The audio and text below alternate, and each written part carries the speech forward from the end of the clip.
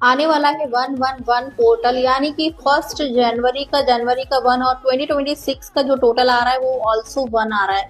यानी कि सूर्य का साल है, राजा का साल है। 1111 पोर्टल यानी कि 11 पोर्टल फिर से ओपन होने जा रहा है। यानी कि ये साल 1 की एनर्जी से भरा हुआ रहने वाला है, सन की एनर्जी से भरा हुआ रहने वाला है। तो सूर्य देव का साल आ रहा है।